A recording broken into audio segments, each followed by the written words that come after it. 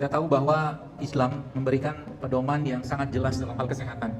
Jadi sebenarnya banyak penyakit-penyakit yang ada pada saat ini sebenarnya terjadi karena kita jauh dari tuntunan Al-Quran, jauh dari tuntunan sunnah Nabi atau petunjuk Nabi Muhammad SAW.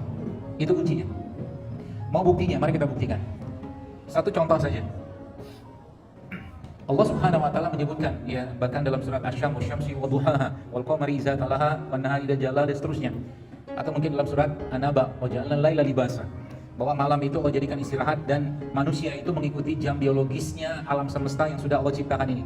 Maka sains ya, kalaulah sains atau ilmu pengetahuan terkini yang dijadikan acuannya banyak atau sebagian orang untuk bicara tentang keilmuan, meskipun sebenarnya kalau kita sebagai umat Islam harusnya bicara ilmu, maka kita harus bicara Quran dulu baru bicara ilmu. Itu yang benar. Tapi kalau sekarang kebalik, ilmu pengetahuan dicocokkan dengan Al-Quran. Ya, harusnya Al-Quran dulu dibicarakan, dibahas, diteladani atau mungkin ditadaburi, baru bicara ilmu. Karena semua kunci ilmu itu ada pada Al-Quran. Baik, contoh sederhana. Saya baca beberapa tulisan dari para ahli tentang orang yang ternyata tubuhnya tidak terkena matahari, ya, tubuhnya tidak terkena matahari. Itu ternyata subhanallah ya, dikaitkan insidensi atau kejadiannya dengan penyakit-penyakit yang berhubungan dengan stroke, diabetes, ya, bahkan sampai ke kanker. Itu baru matahari. Ya. Jadi makanya kalau kita baca itu kan dalam surat Asy-Syams, jadi wasyamsi wadhuhaha, ya, demi matahari dan cahaya di pagi hari, kata Allah Subhanahu wa taala. Maka memang matahari itu diciptakan untuk memasak sebenarnya. Ya, memasak makanan yang ada di alam semesta ini, ya. Tanda kutip ya, memasak itu, dan masakan itu dimulai dari masakan yang ada pada tanaman.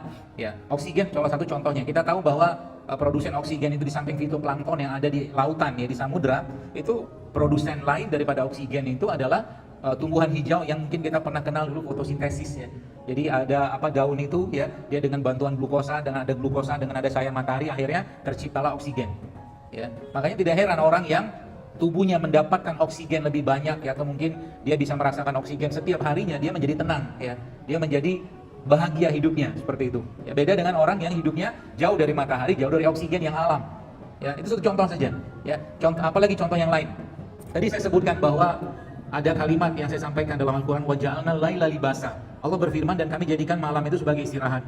Ya, sekarang malam itu bahkan justru jadi waktu yang bukan istirahat lagi, bahkan handphone masih dipegang. Jadi kalau Anda mau hidup sehat mulai sekarang, jangan letakkan handphone di samping Anda ketika tidur.